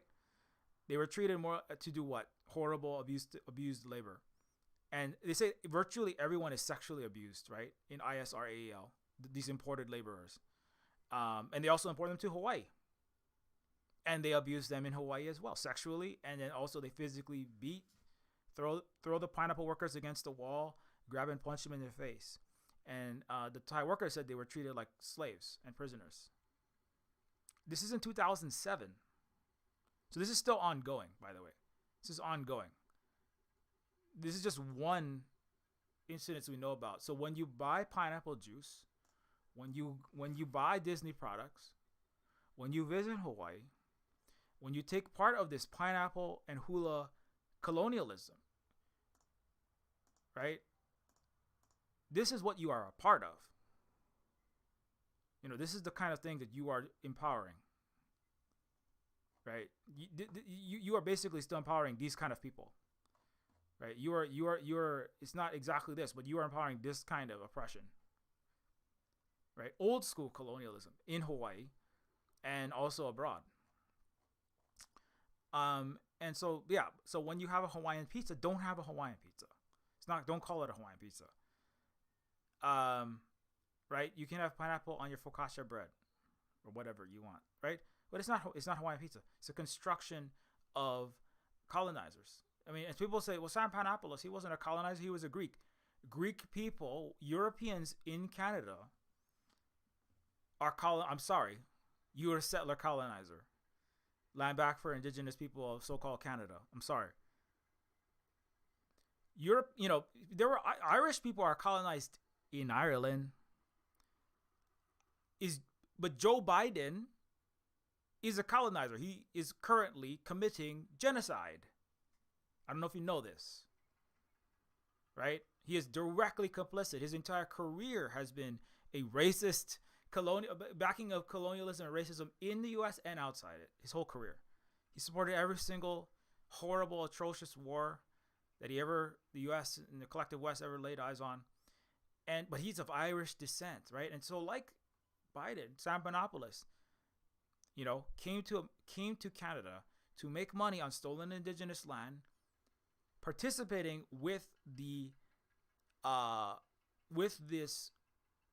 Western white capitalist construction, fabrication, adulteration of Hawaiianness, including the pineapple as a Hawaiian food, including hula, the fake adulterated Hawaiian hula, including the Hawaiian shirt.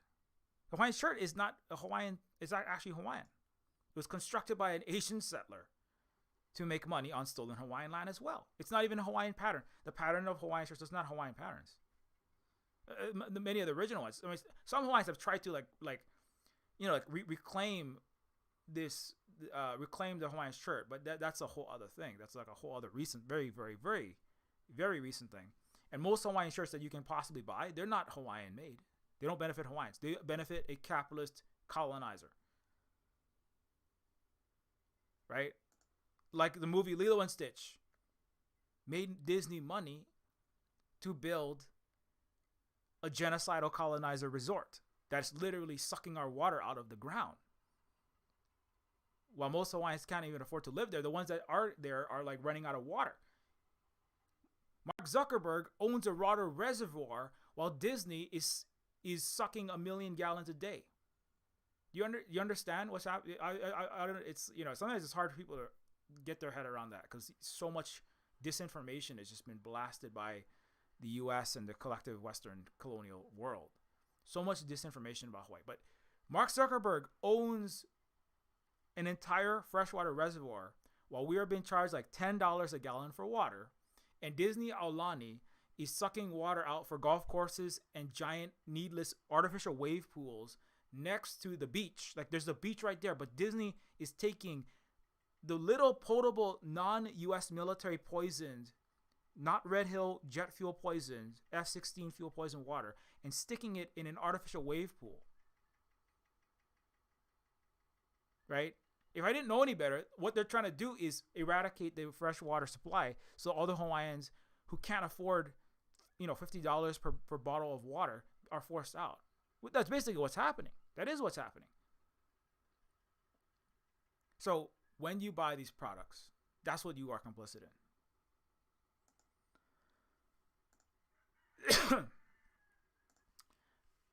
So again, there's like an infinite number of layers I could add on to this. I'm gonna have to stop eventually, but you know, just some other things. So when I say what I was talking about was a Hawaiian luau, right? So when you go to have a Hawaiian luau, right? If you want history on the Hawaiian shirt, I mean, this is like the tip of the iceberg as well, right? Anything that has the word Hawaiian on it, I can almost guarantee you, if you can buy it, if you can consume it, if you can get it in a Walmart, you can order it on Amazon. Hawaiian shirt, Hawaiian pizza, anything that has the word Hawaiian on it, it's almost absolutely a colonial, anti-Hawaiian commodification atrocity, right? It doesn't benefit us. Anything Hawaiian, your Hawaiian themed burger house, these I see them in Washington, I've seen them in Oregon, I've seen them in Canada. That's not Hawaiian. That's like what? That's cultural appropriation. If you're not Hawaiian, you should not be selling Hawaiian shirts. The garments are tied to colonialism, militarization of Hawaii. When Hawaiian language and culture were banned after U.S. stole our country. Just another example is, Ralph Lauren and Nike should not be selling these. The Aloha shirts were mass sold to Americans to further the narrative that we Native Hawaiians as a nation were no more. Thus, Americans' capacity to literally wear paradise reified a narrative that Hawaii was theirs for the taking. Okay. Contrary to popular narrative, the Aloha shirt does not find its origins in indigenous craftsmanship, and it's deeply tied to violent multiculturalism and militarization of the islands. Initially, the Aloha shirts were created to quell racist anxieties of American citizens who feared Hawaii would incorporate a largely non-white population into American empire. The Aloha shirt created a narrative that Kanaka and Maoli Native Hawaiians were long gone. In other words, the Americans' capacity to literally wear paradise reified a narrative that Hawaii was theirs for the taking. This is why you see Hawaiian shirts in American culture. Christian Slater, Vince Vaughn, and this is also why you see them on, right? And then the true face comes out when you see them on Boogaloo Boys, right? Because it is directly tied to U.S. empire, U.S. fascism, right? Taking other cultures and wearing them as costumes is part of empire building. It is part of genocide. It's the modern part of the modern forms of cultural eradication to create a monoculture feigning multiculturalism, a mono-capitalist imperialist white supremacist culture where you can put on you can on your stormtrooper body you can pin on a token Native American feather. You can put a Hawaiian shirt. You can put you can pin on a little you could put a kimono on and get a samurai sword. You can get you can have your token African thing today, right? So it's the goal of the United States is to commodify all cultures, and especially indigenous cultures who have key military base unsinkable aircraft carriers like Hawaii, and to take those cultures, to incorporate them and to normalize amongst our people the supermarketification, right? The mall, the hot topic, or just like the gap status of Hawaiianness, Native Americanness, whatever, Africanness, or whatever it is, right? This is just a thing that is just in the supermarket of identities you can put on today, right? And when you join America, now you become the good guys saving the world from their backwardness, right? And Hawaiianness is okay. Come to Hawaii, right? Come to Hawaii. We're not gonna become a brown country. We're all gonna be part of this empire. And Hawaiians, some Hawaiians, as long as you adhere to the empire, as long as you pull triggers to kill people in Iraq, Afghanistan, and Iran, bad idea, you're gonna lose. But as long as you join the empire and you do what we say and you follow us, you can choose from this. You can choose from this arcade of fun, dead identities that we have killed, right? And the Boogaloo Boys are just kind of like, but not.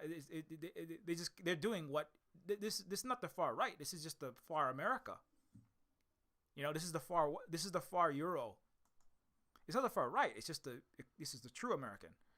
It's a true face, right? Which is to take and destroy the indigenous cultures, and to turn them into tokens. Okay, anyways, similar to what I already did the Hawaiian pizza. Yeah, so there's a whole history on the Hawaiian shirt. So 1950s Hawaiian shirts when surf riders wear. The shirt features pagodas, maples, bonsai trees, representative of the Japanese elements rather than any actual Hawaiian motif. At the same time, Hawaiian children were punished for speaking the language in schools, and Hawaiians were being continually displaced from the land and pushed to fight in imperial U.S. wars. This is there was no authentic. This is the guy who actually created the Hawaiian shirt. He said, There was no authentic Hawaiian material in those days, so I bought the most brilliant and gaudy Japanese kimono material, designed the shirts, and had a tailor make a few dozen colorful short sleeve shirts, which I displayed in the store window with the sign Hawaiian shirts. As he remembered it, this happened sometime around 1932 or 33 before he patented the term aloha shirt in 1937. The keywords as he remembered it. Okay, so the person that made the Hawaiian shirt, he admitted that this has nothing to do with Hawaii. It was like using some Japanese material. They use like some Filipino patterns that has nothing to do with Hawaii either. You just grabbed some Asian material, made a shirt, and called it a Hawaiian shirt. So when you are wearing a Hawaiian shirt, you are wearing dual, like Asian colonial, Asian American colonizer profiteering culture erasure collaboration. That's what you're wearing when you wear a Hawaiian shirt. So it's not, don't wear Hawaiian shirts. Don't call Hawaiian shirts Hawaiian shirts. When you do that, like wearing adulterate, again, the Hawaiian shirt is like the hula, like what you know as hula. It is an adulterated form of Hawaiian culture, right? It's not Hawaiian at all. It's even the creator straight up admitted it. I wanted to make money. I am not a Hawaiian person. I just felt like making some money.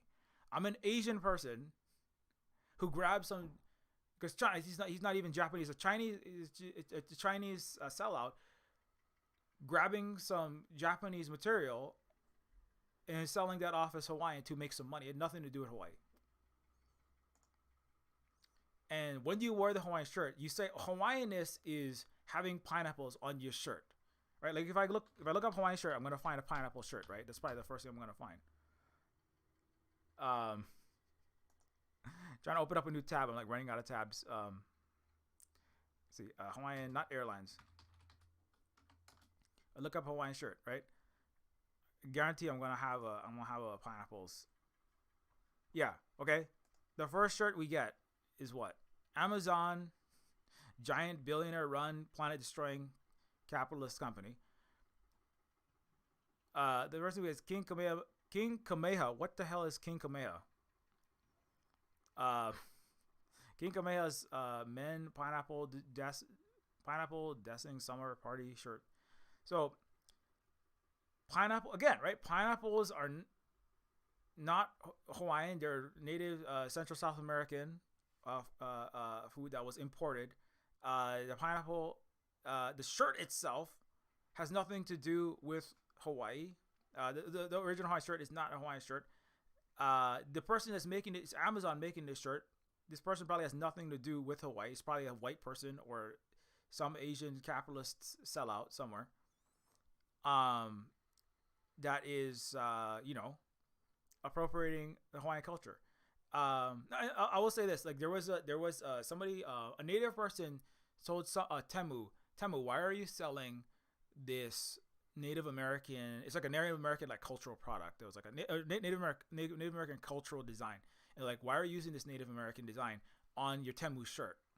And at least Temu, like I don't know about Amazon, Disney doesn't care, Amazon doesn't care, Walmart doesn't care. But like at least like the one Chinese company, Temu said, "Oh, is that a problem? Oh my goodness!" And they took it out. They took it down. Like whoever was on Twitter, I saw it happen. So but then there are some people. I mean, Japanese colonizers in Hawaii for sure, and we're talking about the Chinese that fled because they wanted to make tons of money. Those are the kind. I mean, because the guy who made the Hawaiian shirt, he said, "I just wanted to make money selling these shirts. I didn't care about what culture, what going to happen to the culture, whose shirt I was selling, right?" So, and the Japanese are colonizers in Hawaii. They participate directly in the United States, Japanese Empire, and Japanese imperialism, and which including through Tokyo to this very day. They're vassals that suppress Okinawans. They own billions of dollars worth of Hawaii real estate. A lot of Waikiki is owned by them. So it's dual colonization, not just in Hawaii, but also in Okinawa and also in other parts of the Pacific. And full disclosure, I am in my ancestry. I have someone that's part Japanese, so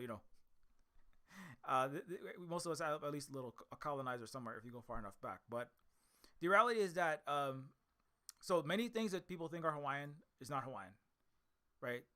That's when I say bastardized, when I say commodified, when I say like adulterated, it means sometimes it's whole cloth invented, right? It's kind of like, here's a Hawaiian thing. It's totally not.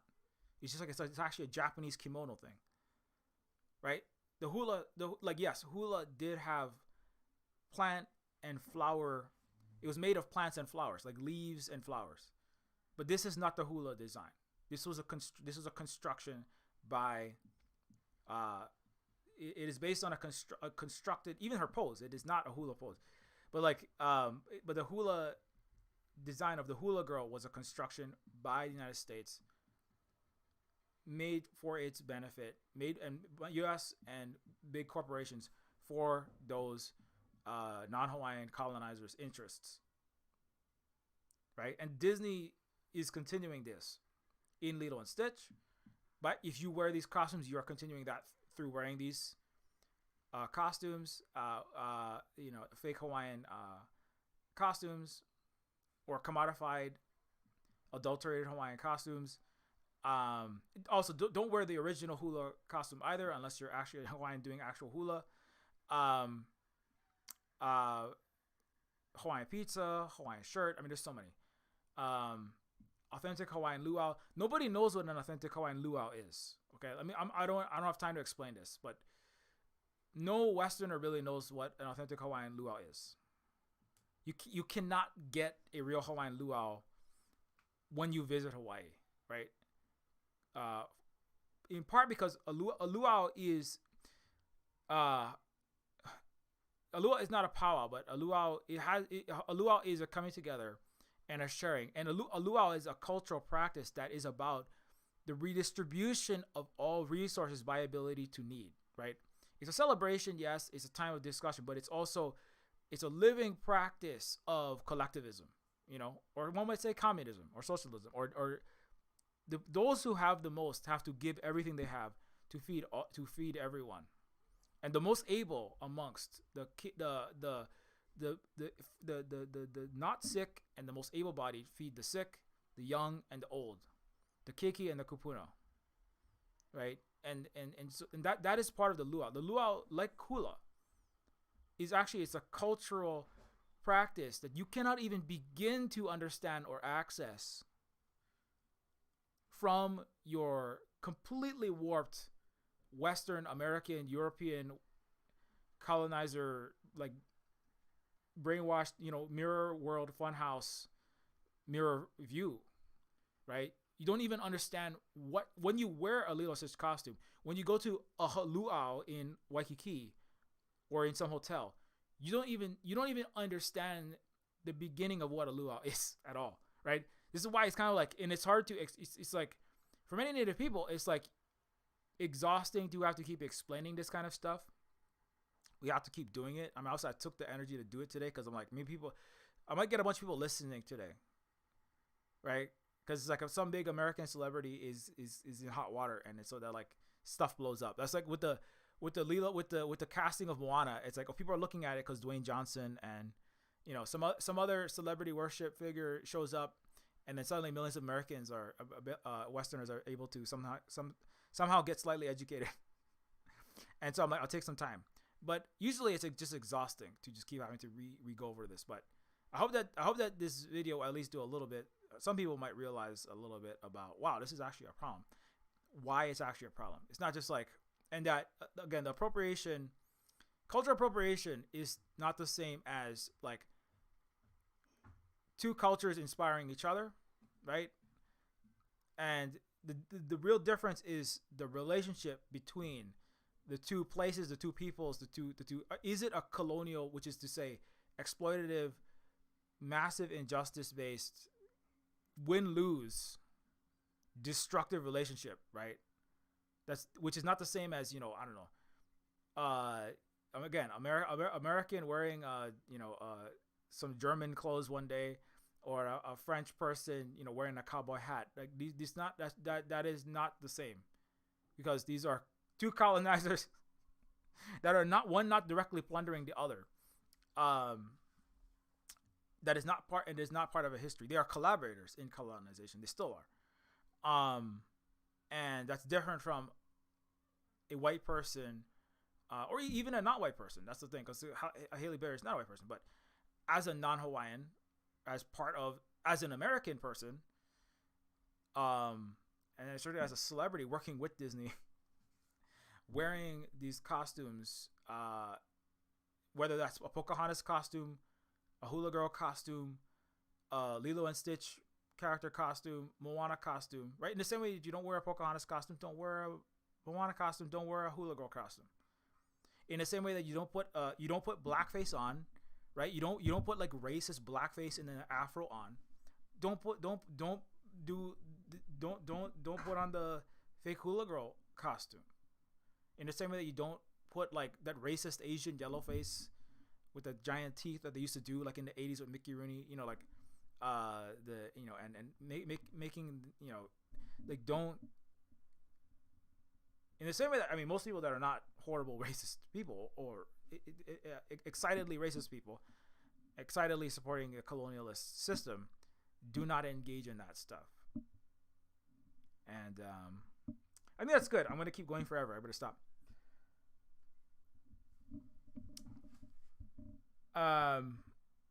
Anyways, thanks, McLovin, and thanks for hanging out. Something is humming down here. Anyways, thanks everybody for watching, listening. I know I got, this is like my culture. This is my people. This is my family. This is my life, right? So when I speak about this stuff, this is coming from a personal place. It is difficult to stay calm during this sometimes because, I was raised in Hawaii under the U.S. occupation. And my mom had the Hawaiian culture beaten out of her. She's like, she doesn't believe she's a Hawaiian, It's heartbreaking. She thinks she's like a not white enough brown woman American Catholic. It's really messed up, It's really fucked up. But if you would like to help us Native Hawaiians pay some bills, you can help us at ko-fi.com/silverspook. We appreciate any donations that you can support us with. You can also, it is Native American Heritage Month apparently. So if you don't support us here directly, support some Native Americans.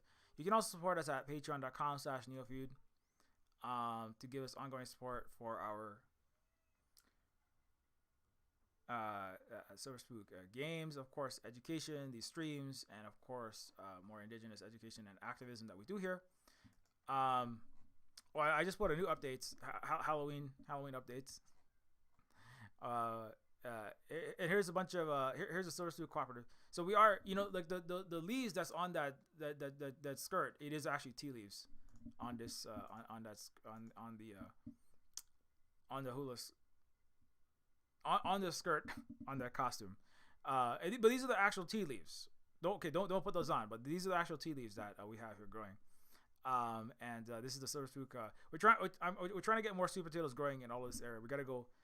We have to actually cut back some of the plants that we have at the Silver Spook Native Hawaiian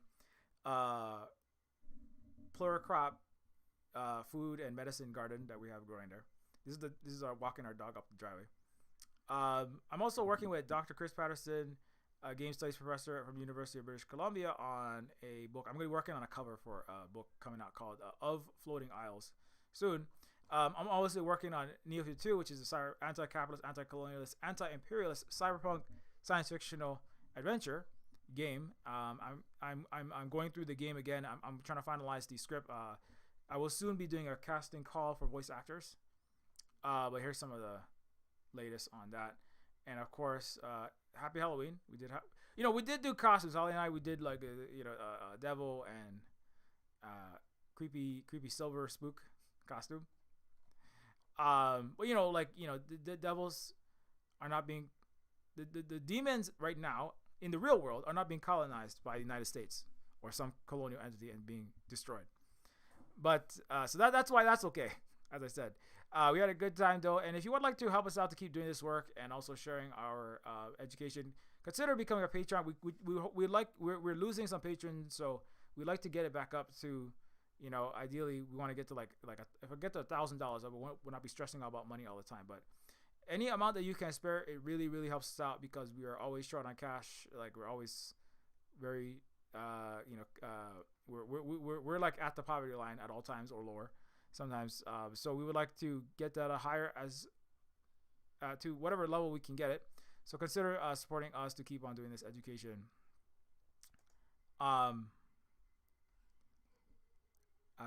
And then so that's the Patreon, and you could also if you play games, you can get our games as always on itch.io. On itch.io or on why am I forgetting what the place is? Steam. On itch.io you can get Neofeud, which is a game that is a diamond of storytelling in the scrap pile. It is also, I do a lot of cyberpunk and science fictional games, retro point and click adventure games that is about the experiences, but it actually is about the experiences of growing up and living in Hawaii as a STEM teacher for the underserved youth of Honolulu's inner city, teaching robotics, programming, and sustainability, which is often a difficult, stressful, even Kafka-esque endeavor, being in one of the richest, most beautiful places on earth, yet dealing with families with working parents living out of vans or sleeping on the street, and keeping kids out of gangs, off of drugs, on a path towards better opportunities. And so this is Neofeud is a science fiction game that is set in that world that is based on actually what Hawaii is really like. That's really actually what it is. And the floating golf courses above the slum is a kind of a visual metaphor for like the richest people in the world on mountain sides, literally above the poorest people in the so-called United States, which actually this in Hawaii is the poorest neighborhoods, like in terms of the poverty rate, number of people in poverty is the highest in parts of Hawaii. The Hawaiian and Pacific Islander parts of Hawaii are the poorest places in the U.S. And so anyways, so that's actually what it's about. So you can get Neofeud, and it's also a game that is also on Steam. It is not on sale anymore, but of course you can get it not on sale. And you can get Neofeud and the soundtrack together. It's also a game that if you have a second to leave even a very short review, it helps us get the game discovered in the Steam algorithm. So consider doing that. And of course, you can get other games such as the Decolonators. A fun fact. So Decolonators is apparently going to be showed at a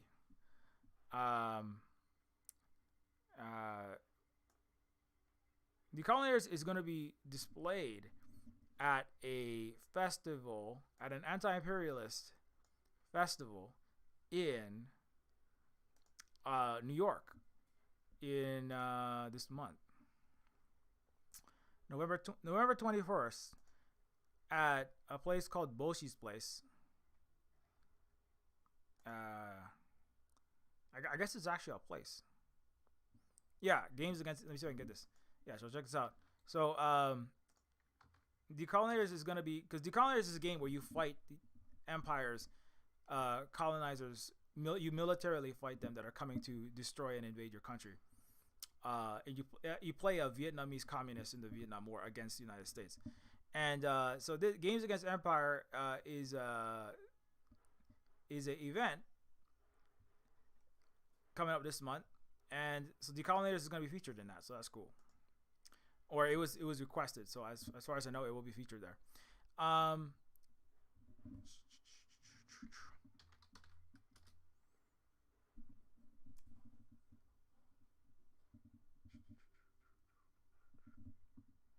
Okay. Anyways, okay. So you can also get games like in Digistar. It is Native Heritage Month, so Native Americans Month. And so Digistar is a game where an empire. It's a short game where an empire arrives on your planet to eradicate and plunder, and you must heal the land and people, prevent the erasure of your native language or culture, and confront the invaders before it is too late. And this is also kind of like a metaphorical game, but in a science fictional world. It's like a 2001: A Space Odyssey. But like from a native or like a Star Trek, but from like a Native Hawaiian perspective.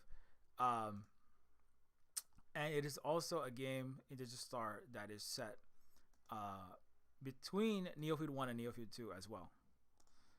So I made this game about a couple years ago, and you can get that on itch.io. I figured I'll shout that out since it is kind of like relevant to what I was talking about today. And of course, Woman is a book by Halle, who was raised in right-wing evangelical Protestant Christian culture, and it is not a historical retelling, but a work of fiction that lends a different perspective to that, from Mary's perspective within the Bible. And it's free, or you can donate some money to us when you pick it up. You can also follow at Silver Spook Games at wandering.shop, or at Silver Spook Games at mastodon.social on Mastodon. You can follow on Twitter at Silver Spook Guy. For my personal takes, Silver Spook Games minus the Ian Silver for the games related stuff. Silver Spook Games minus the Ian Silver for the games related stuff.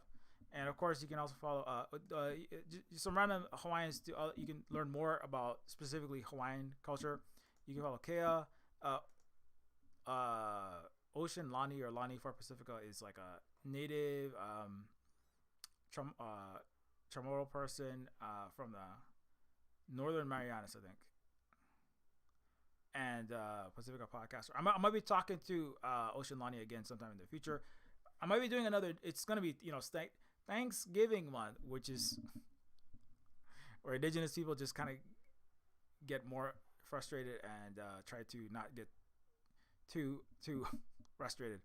But it's also hopefully people will learn more from all the Native people that they should be listening to, including coming up sometime around the Thanksgiving celebration. I'm going to try to put on a panel with Indigenous relatives. I try to do it like every year. So I'm currently messaging them right now. We'll see what we can get together. You can also follow Terminus C is a cyberpunk RPG that I'm the content director and lead writer of, and it's a sequel to Terminus Machina, which is the first Silver Spook game. And you can also follow Halle at Allergic to Blue, writer, producer, and moderator here at the Silver Spook Cooperative. Married to myself, Baron of 2, Merit, Linebacker, Free Hawaii, and MECFS Haver. Please mask, because guess what? It's still in the middle of ongoing pandemic. I just saw there's like H5N1 is having multiple human-to-human transmissions in multiple states. So I wouldn't wait to find out about that. Thanks to all these people on the list for your massive ongoing support. Without your support, it's hard to keep doing this work. We would like to add to the Patreon list if possible. If anybody has a little bit more money and you can up the level, that's also appreciated. Because we are definitely we're always very, very low on the dollars. So we can definitely use it. And if you appreciate the work that we do, and then or the education that we share, etc., consider helping us out with that. Thanks a lot, McLovin. Thanks, everybody. Again, I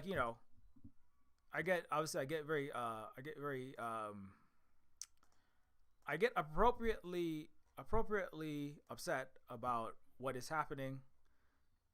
Sorry, let me turn on the slideshow here. I get a normal, appropriate amount upset at these kinds of things, and cultural appropriation and colonial appropriation. But it doesn't mean that this person is like particularly a bad person, but that is my Native Hawaiian perspective, and that is other Native Hawaiians might have a different perspective, but that is mine.